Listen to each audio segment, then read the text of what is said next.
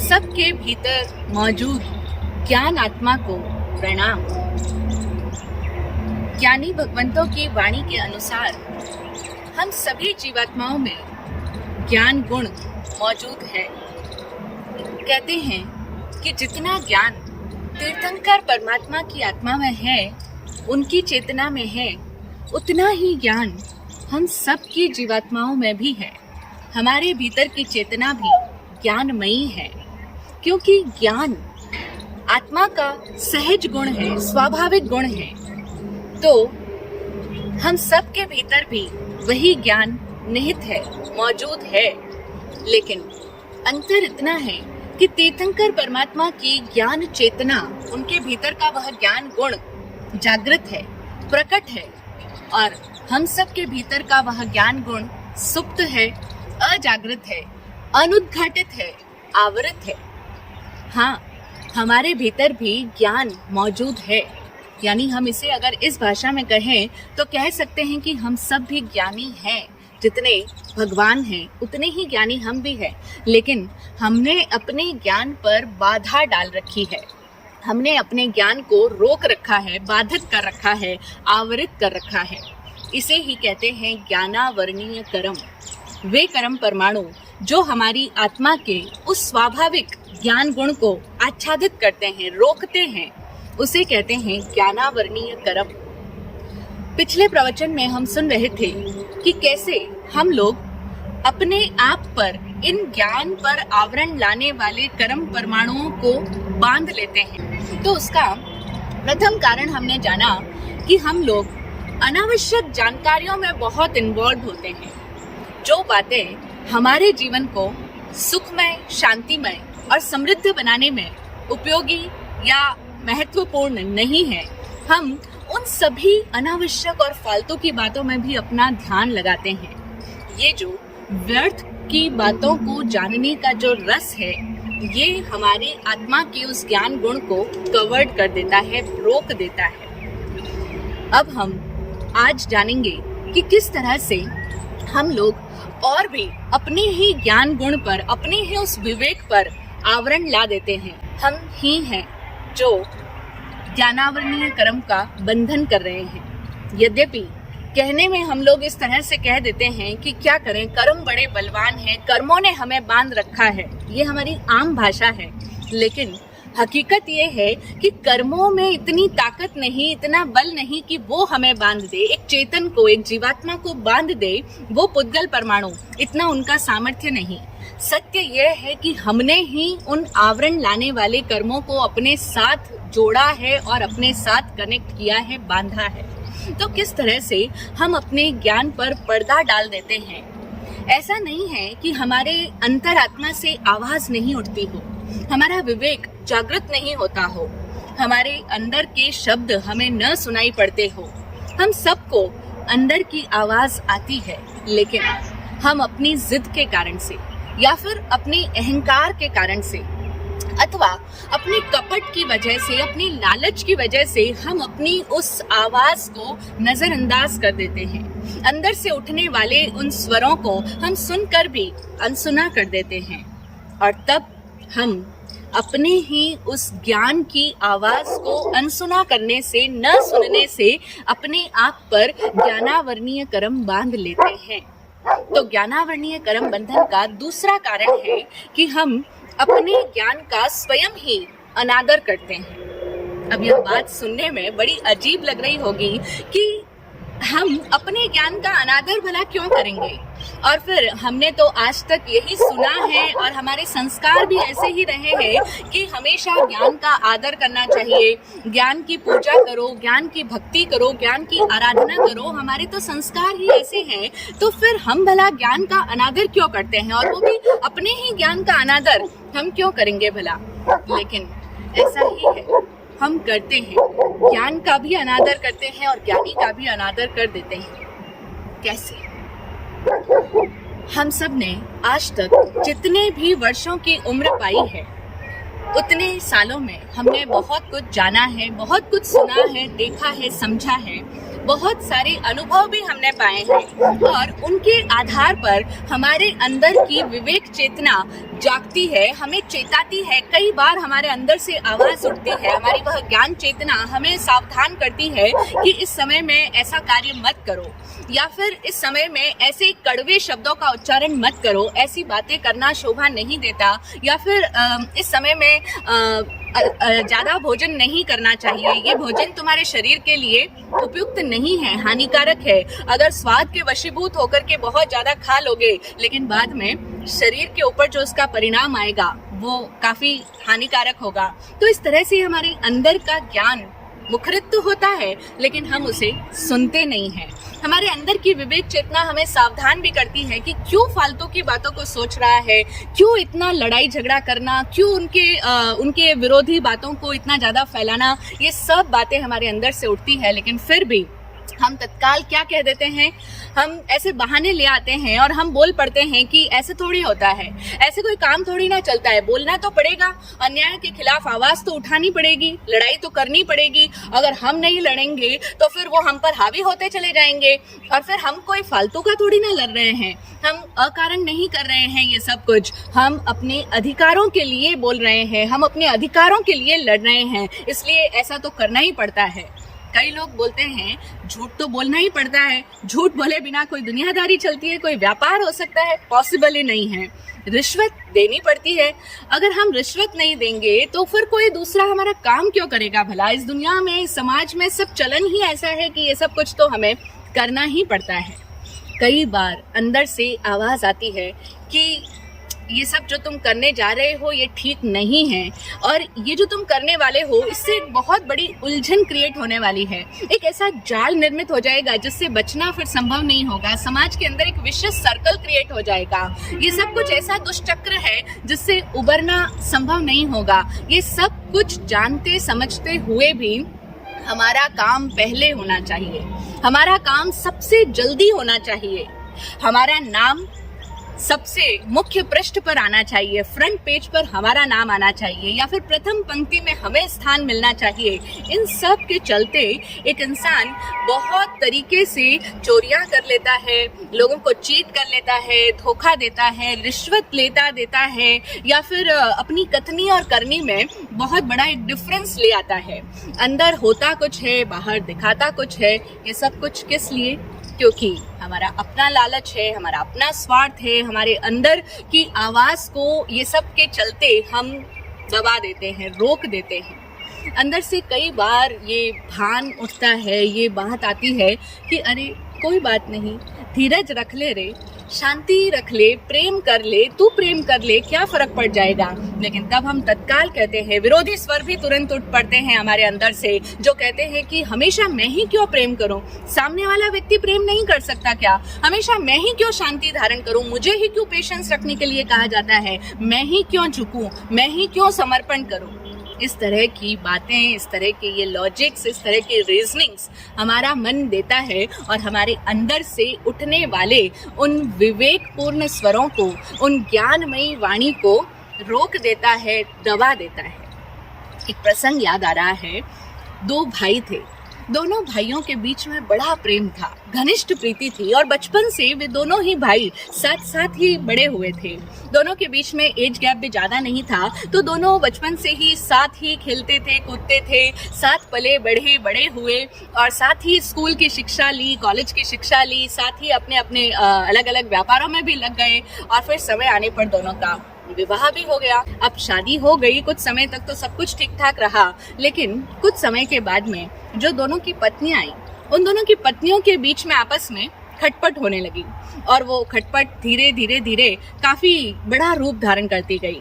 अब दोनों की ही पत्नियां अपने अपने पति को जाकर के एक दूसरे की शिकायतें करती, एक दूसरे के विरुद्ध बातें करती, लेकिन दोनों ही भाई बड़े समझदार थे, वे अपनी पत्नियों को समझा बुझाकर शांत कर देते। लेकिन कब तक? पत्नियों की वो आपस की जो वैर थी, या कहें कि जो आपस की खटपट थी, वो दिनों दिन एक मन मुटाव बढ़ता ही चला गया, और आपस का खार दोनों के मनों में बहुत ज्यादा पलने लगा। और तब दोनों हमेशा ही अपने अपने पति को कहती, शिकायतें करती रहती और कई सारे ऐसे दृश्य उपस्थित कर देती उनके सामने कि पतियों को भी सोचने को मजबूर कर देती। लेकिन फिर भी दोनों ही भाई अपनी अपनी पत्नियों को हमेशा यही समझाते कि देखो, तुम लोग कितना भी लड़ाई कर लो, लेकिन हम दोनों में इतना प्रेम है कि हम दोनों हमेशा ही साथ ही रहने वाले हैं और तुम्हारे कहने का हम पर कुछ असर नहीं होने वाला। इसलिए अच्छा यही होगा कि तुम भी शांत रहो, समझदारी से एक दूसरे के साथ टैकल करके जियो और एक दूसरे के साथ प्रेम पूर्ण रहो, क्योंकि हम अलग नहीं होने वाले। लेकिन ऐसा समझाने से भला किसी को समझ आती है? कहाँ करते हैं हम इन समझदारी वाली बातों को अपने जीवन में अप्लाई? उन पत्नियों को भी समझ नहीं आई और धीरे धीरे रोज रोज की बातें सुनते आखिर दोनों भाइयों के मनों में भी एक दूसरे के लिए दरार उत्पन्न हो ही गई और ऐसा दोनों के बीच में मनमुटाव हुआ कि दोनों ही भाई एक दूसरे से नाराज हो गए। अब नाराज हुए और फिर कुछ दिनों तक यही नाराजगी चलती रही और बढ़ते बढ़ते एक दिन ऐसा आ गया कि दोनों के बीच में कहासुनी हो गई।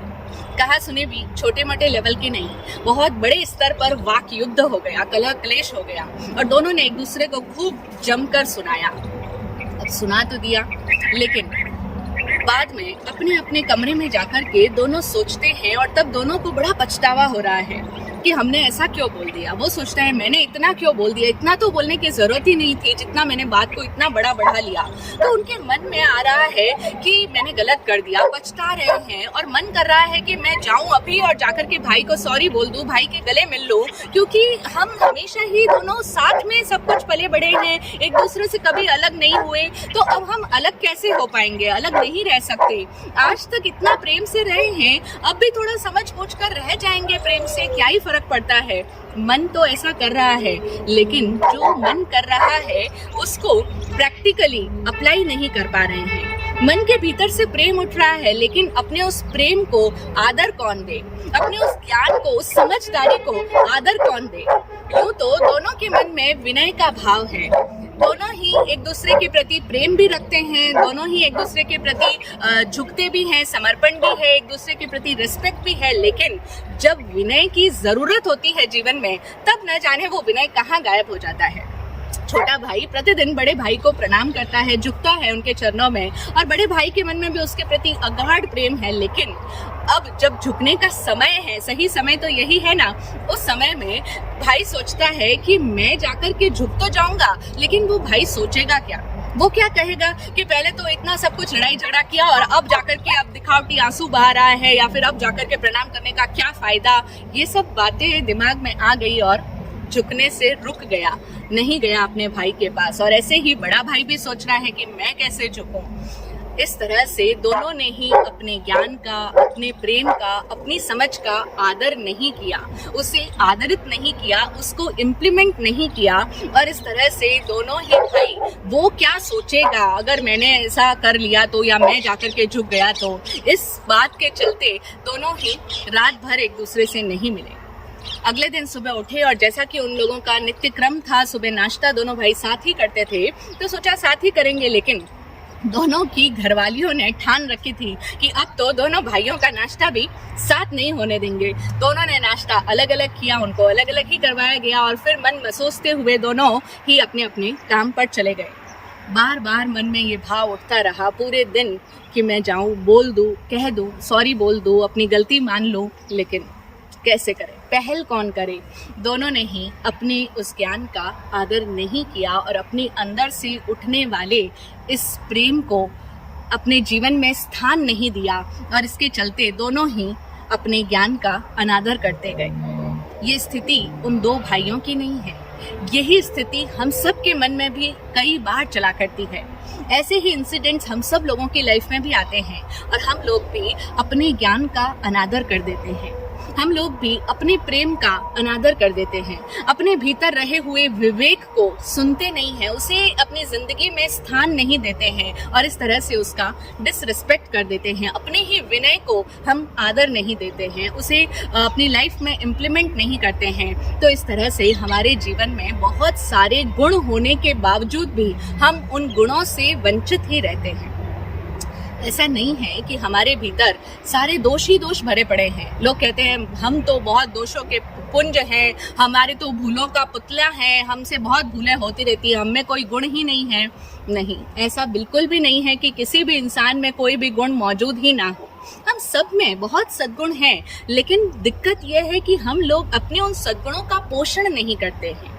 हम अपने ही गुणों को आदर नहीं देते हैं।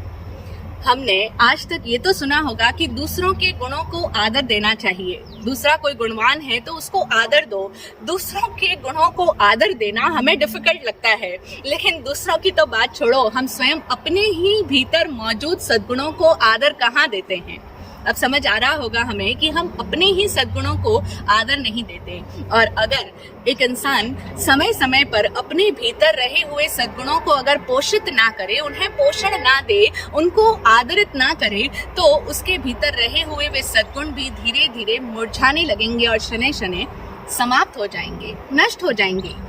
ठीक ऐसे ही जैसे एक पौधे को अगर पल्लवित करना है, पुष्पित करना है, तो उसे निरंतर जल का सिंचन करना पड़ता है। ठीक उसी प्रकार से हमें भी अपने भीतर रहे हुए उन सद्गुणों को पोषण देना होता है, लेकिन हम लोग पोषण नहीं देते, आदर नहीं करते हैं। और क्या होता है फिर, जब हम अपने ही उन गुणों का, अपने ही उन ज्ञान का, उस प्रेम का आदर नहीं करेंगे, तो वो ज्ञान, वो प्रेम हमारे भीतर कब तक टिकेगा। धीरे धीरे वो हमारी जिंदगी से समाप्त होता चला जाएगा, सूखता चला जाएगा। वो प्रेम, वो ज्ञान, सब कुछ नष्ट होता चला जाएगा। क्योंकि इस प्रकृति का एक नियम है कि व्यक्ति जिसको आदर देता है, जिसको वह महत्व देता है, वह उसकी जिंदगी में बार बार आता है और ज्यादा आता है। और जिसको हम आदर नहीं देते, जिसको हम महत्व नहीं देंगे, वो चीज हमारी जिंदगी से चली जाएगी।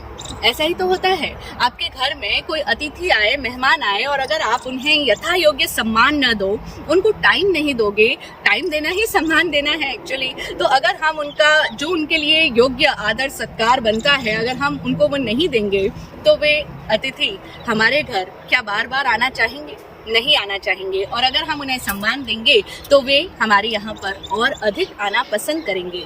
ठीक इसी प्रकार से हम जब अपने ज्ञान का आदर नहीं करते हैं, हम उन्हें अपने जीवन में स्थान नहीं देते हैं, यानी उसके अनुसार आचरण नहीं करते हैं, अपने ज्ञान के अनुसार अपने उन गुणों को बाहर प्रकट होने का अवसर ही नहीं देते, अपने प्रेम को प्रकट नहीं होने देते, उसे दबा देते हैं, रोक लेते हैं कई सारे भावों के चलते, कई सारे विभावों के चलते, अपने अहंकार के चलते, अपने लालच के चलते, तब वे सारे भाव हमारे अंदर ही रह जाते हैं और अंदर रहे हुए वे धीरे धीरे खत्म होने लगते हैं। इसी तरह से ज्ञान को आदर नहीं देते, साथ ही हम ज्ञानी को भी आदर नहीं देते हैं। हम सबकी जिंदगी में कई बार हमको सही गाइडेंस देने वाले लोग आते हैं, चाहे किसी भी रूप में आए, लेकिन आते हैं जो हमारे जीवन में मार्गदर्शन का काम करते हैं, लेकिन हम कहाँ सुनते हैं उनकी बातों को। हम स्वयं ही देखें ना, हमारी जिंदगी में गुरुओं की बातें हमने आज तक न जाने कितनी बार सुनी होगी, कितने प्रवचन आप सबने सुन लिए होंगे, लेकिन फिर भी क्यों अभी तक भी हम वही भूले बार बार करते आ रहे हैं? क्यों हमारी जिंदगी में कुछ पॉजिटिव चेंजेस अभी तक देखने में नहीं आते? क्योंकि हमने ज्ञानी की वाणी का आदर ही कहाँ किया, हमने उसको अपने जीवन में लागू ही कहाँ किया। तो जब ज्ञान का और ज्ञानी का आदर नहीं होगा तो क्या होगा? हमारे जीवन से चले जाएंगे। बाकी हम देखें कि सूर्य को स्वाभाविक रूप से चमकने में क्या कोई बाधा है? कोई बाधा नहीं। सूर्य का स्वभाव है कि वो होगा तो उससे प्रकाश बहेगा। सूर्य प्रकाश देता नहीं है। कहने को हम कहते हैं कि सूर्य प्रकाश देता है, सूर्य चमकता है, इस धरती को रोशन करता है। सूर्य का होना ही प्रकाशमय होना है। ठीक इसी प्रकार से आत्मा को भी, आत्मा के भीतर का वह ज्ञान गुण, जैसे सूर्य की रोशनी, सूर्य का प्रकाश, ऐसे ही आत्मा से ज्ञान वह प्रकट होना चाहता है, लेकिन हम ही उसे प्रकट नहीं होने देते हैं।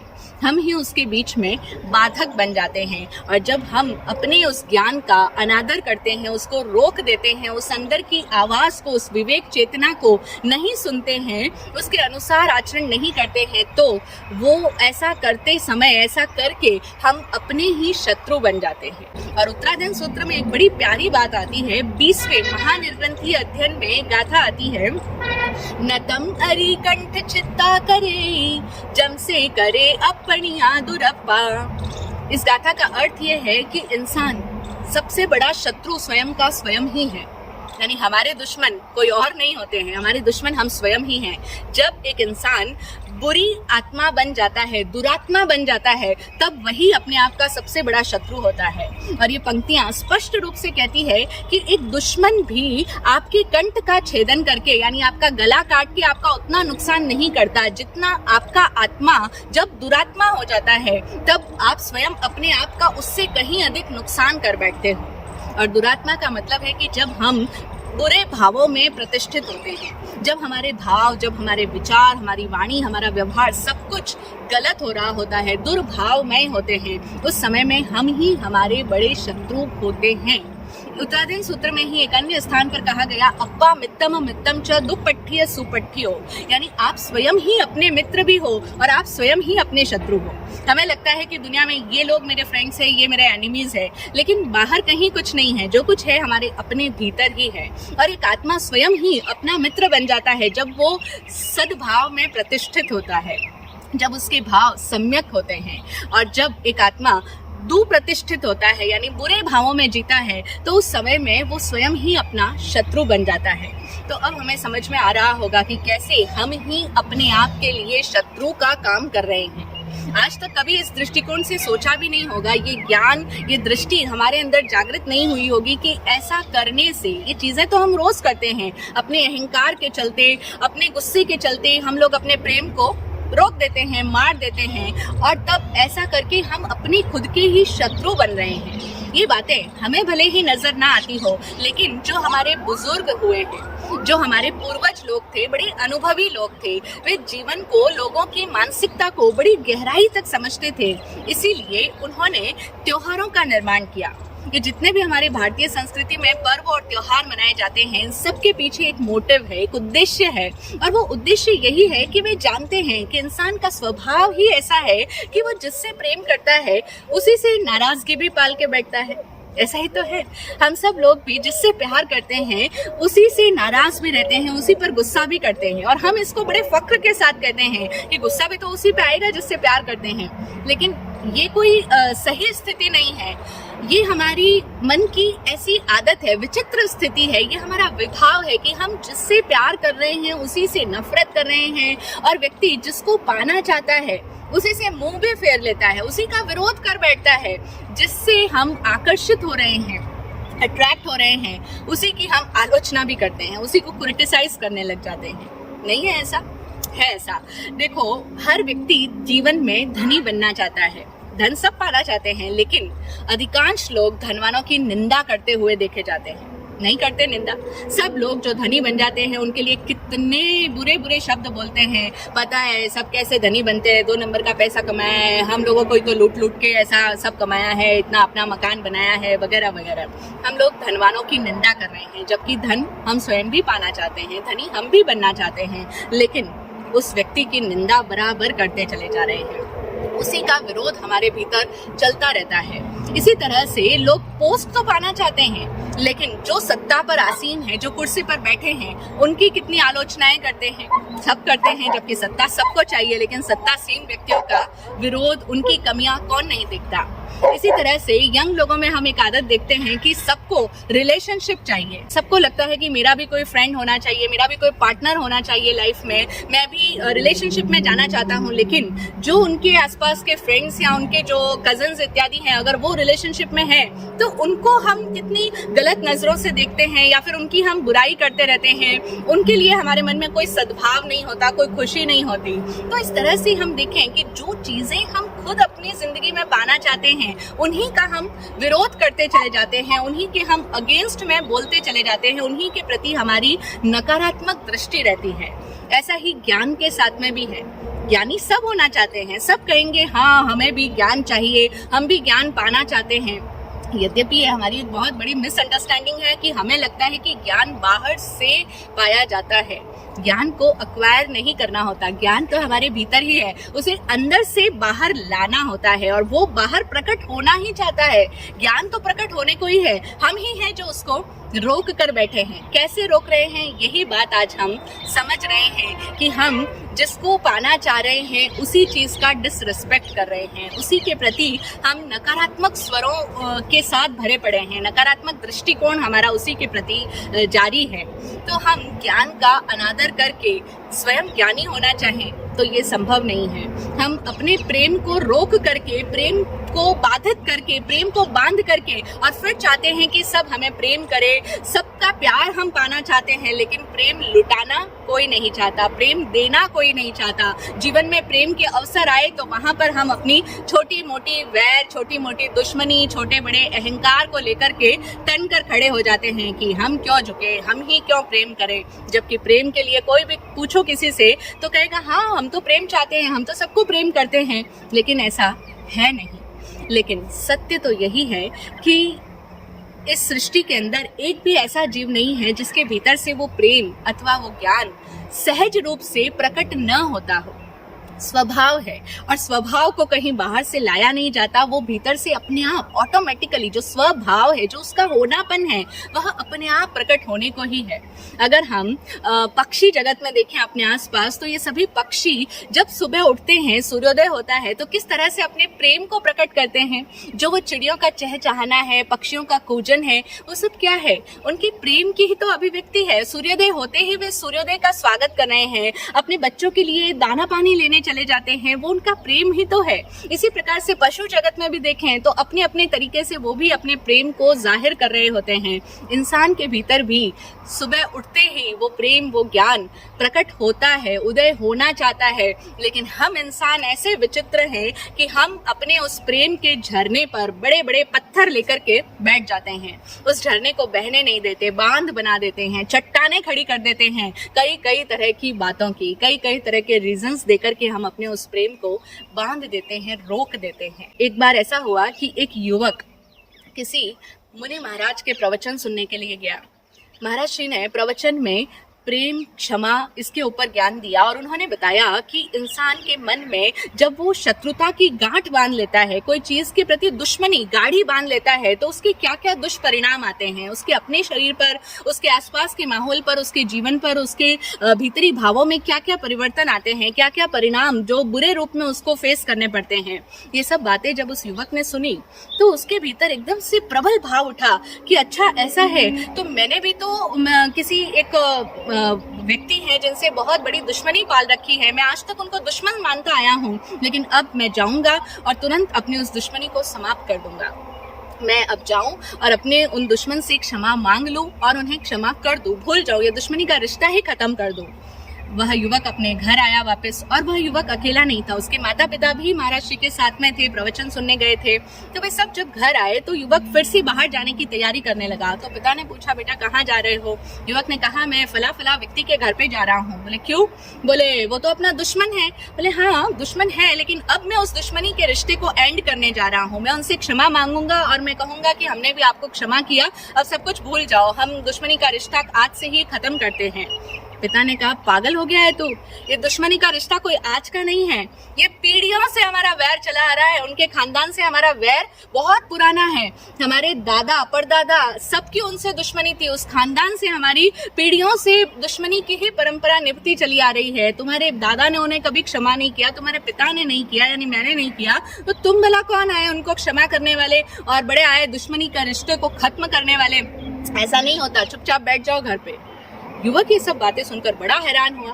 उसने कहा, पिताजी अभी अभी हम महाराज श्री का प्रवचन सुनकर आए हैं, उन्होंने हमें ये बताया कि दुश्मनी को नहीं बांध के रखना, अपने मन में ऐसा नहीं मान के बैठना, शत्रुता की गांठ को नहीं टिकने देना है, तो मैं वही करने जा रहा हूँ, मेरे मन में ये भाव उठ रहा है। पिताजी ने कहा, ऐसा कुछ नहीं होता, मुनि महाराज की बातें सिर्फ सुनने की होती है, करने के लिए नहीं होती। हाथी के दांत दिखाने के और होते हैं, खाने के और होते हैं। अब जब पिता के मुंह से इस तरह की बातें सुनी तो युवक ने कहा, लेकिन पिताजी, मैं तो महाराज जी के प्रवचन सुनने जाना भी नहीं चाहता, मैं कभी जाता भी नहीं हूँ जनरली। आप ही तो मुझे जबरदस्ती लेकर गए थे, आप ही ने कहा कि बेटा महाराज साहब के यहाँ प्रवचन में चलना होता है, प्रवचन सुनना होता है, उनकी बातों को सुनो, कुछ जीवन में लाओ, ये सब कुछ आप ही तो मुझे कहकर ले गए थे। पिता ने कहा, हाँ बेटा, मैं ही ले गया था, लेकिन वो ले जाना जरूरी है। महाराज साहब के यहाँ हमें प्रवचन में जाना जरूरी है, क्योंकि धर्म सभा में जाने से हमारी समाज में प्रतिष्ठा बनती है, हमारा समाज के अंदर मान सम्मान होता है, और ऑलरेडी हम इस पोस्ट पर हैं तो हमें जाना जरूरी होता है। हमारा समाज के अंदर बड़ा मान है, सत्कार है, तो उसको कायम रखने के लिए हमें धर्म समाज में प्रतिदिन नित्य नियम से जाना होता है। लेकिन महाराज साहब की बातों को मानना कोई जरूरी नहीं है, क्योंकि ऐसे अगर उनकी बातों को मानते चले गए तब तो हमारा सारा धंधा ही चौपट हो जाएगा, हमारी दुनियादारी खत्म हो जाएगी। हम मान नहीं सकते उनकी बातों को, सिर्फ जाते हैं ताकि समाज के बीच में हमारा नाम, इज्जत, प्रतिष्ठा बनी रहे और महाराज साहब की नजरों में भी हमारी अच्छी छवि बनी रहे, हमें महाराज साहब का आशीर्वाद मिलता रहे, इसके लिए हम जाते हैं। युवक ने कहा, अच्छा तो आप अपने लालच से जाते हो, अपना नाम बना रहे, अपनी इज्जत प्रतिष्ठा मेंटेन रहे, इसके लिए जाते हो, महाराज साहब का भी आशीर्वाद पाना चाहते हो, लेकिन महाराज साहब जो कहते हैं उसको जीवन में आदरत नहीं करना चाहते, उसको अमल में लाना नहीं चाहते हो, ये कैसी बात है? ऐसी ही बात है। इस तरह से करते हैं हम ज्ञान का अनादर और ज्ञानियों का भी अनादर। ऐसे होती है हमसे ज्ञान की आशातना और ज्ञानियों की आशातना। वो युवक बिल्कुल ठीक बात कर रहा है कि ऐसा कैसे, ये डबल स्टैंडर्ड क्यों, करना कुछ और, होना कुछ और, दिखाना कुछ और, ये सब क्यों? क्योंकि जीवन में एक इंसान इतना अधिक अपने आप के अंदर टूटा टूटा, बिखरा बिखरा है, इतने सारे उसके अलग अलग फेसेस है कि वो कहीं पर भी सत्य है ही नहीं। हमारा पूरा जीवन ही असत्य है, बटा बटा है, एक दूसरे से विपरीत आचरण चल रहा है हमारा, अंदर हम कुछ हैं, बाहर कुछ और है, और जब तक ये स्थिति है तब तक हम अपने ज्ञान का आदर कर ही नहीं सकते। इसी तरह से हम अपने प्रेम को भी जगह ही नहीं देते जहां से हमारे जीवन में प्रेम का वह फूल खिले। लेकिन जीवन में सदैव याद रखें, कुछ बातें ऐसी होती है जो होती है तो पूरी ही होती है, उनको आधा अधूरा होने को कोई स्थान नहीं होता, यानी वे कभी आधी अधूरी नहीं होती। उन्हीं में से एक चीज है प्रेम। प्रेम कभी भी आधा आधा नहीं होता। हम ऐसा नहीं कह सकते कि हम तुम्हें थोड़ा तो प्रेम करते हैं लेकिन थोड़ा प्रेम नहीं करते, हम तुम्हें थोड़ा तो पसंद करते हैं लेकिन थोड़ा हम तुम्हें पसंद नहीं करते, हम तुमसे प्यार भी करते हैं, हम तुमसे नाराज भी रहते हैं। हम ऐसा कभी नहीं कर सकते, क्योंकि ये जो प्रेम का तत्व है, ये जो प्रेम का गुण है, ये जब खिलता है तो पूर्णतया के साथ खिलता है, क्योंकि प्रेम परम विधेयात्मक भाव है, परिपूर्ण स्वीकार भाव है। यानी प्रेम में सब कुछ स्वीकार होता है, सर्वतो भावेन स्वीकार भाव का नाम ही प्रेम है। और उस प्रेम में हमें उस व्यक्ति को पूरी तरह से स्वीकार करने का भाव स्वतः आ जाता है। इसी का तो नाम प्रेम है, इसे ही तो प्रेम कहते हैं, जब हम एक व्यक्ति को उसके संपूर्ण आयामों के साथ स्वीकार करते हैं। जैसे हम एक छोटा सा सिक्का भी हाथ में ले हुए तो हम क्या ऐसा कहते हैं क्या कि हम इस सिक्के के सिर्फ एक साइड को ही अपने हाथ में लेंगे, दूसरा साइड हमें सिक्के का पसंद नहीं है, उस साइड पर जो चित्र बना हुआ है वो हमें अच्छा नहीं लगता, वो सुंदर नहीं है, इसलिए हम उसको अपने हाथ में ग्रहण नहीं करेंगे? ऐसा नहीं कह सकते ना। सिक्का आएगा तो उसके दोनों पहलू साथ ही आएंगे। इसी तरह से जीवन में प्रेम अगर घटित होगा तो एक इंसान सामने वाले को, जिसके प्रति उसका प्रेम प्रकट हो रहा है, उसको पूर्णतया स्वीकार का भाव जगेगा उसके भीतर। परिपूर्ण स्वीकृति का नाम ही प्रेम है। और ये जो हम आधा अधूरा टुकड़ा टुकड़ा करते हैं, हकीकत में वो प्रेम है ही नहीं, वो प्रेम का व्यापार है, वो अपेक्षाओं का लेन देन है। उसे आप कुछ भी नाम दो, लेकिन वो प्रेम नहीं है। तो हम समझें कि हमारे भीतर से उठने वाले उस प्रेम को, उस ज्ञान को हम अनादरित ना करें। जो कुछ हमने जाना है, जो कुछ हमारे अंदर पड़ा हुआ ज्ञान है, वो जब अवसर आने पर हमें कुछ चेतावनी दे, हमें कुछ समझाए, हमें कुछ बताए, तो हम उसका आदर करें। ज्ञानावरणीय कर्म का बंधन अगर रोकना है, अगर ज्ञानावरणीय कर्म बंधन से छूटना चाहते हैं हम, तो हमें आज तक जो कुछ हमने जाना है, जाना सबने है, ज्ञानी सब है, सबको पता है कब क्या होना चाहिए, कब क्या करना चाहिए, कैसे जीना चाहिए। कोई कमी नहीं है ज्ञान की। कमी है तो बस इसी की कि हम अपने उस ज्ञान को इम्प्लीमेंट नहीं करते हैं, अपने ऊपर ही अप्लाई नहीं करते हैं, अपने जीवन में उसे स्थान नहीं देते हैं, उसे सम्मान नहीं देते हैं। तो अब से हमें यही करना है कि जो कुछ जाना है उसको आदरित करना है, जीवन में उसे आचरित करना है, और वो जो ज्ञान, वो जो प्रेम, वो जो गुण है, वो जो धैर्य इत्यादि सद्गुण है हमारे अंदर, वो हमारे जीवन में घटित होना चाहते हैं, हम उनकी सुने, उनको स्थान दें, उनको आदर दें, तो हम निश्चित रूप से इस ज्ञानावर्णीय कर्म बंधन से छुटकारा पा सकेंगे और हम सभी के भीतर की वह ज्ञान चेतना उद्घाटित हो, प्रकटित हो। यही शुभ मंगल भाव। ओम शांति। जय हो।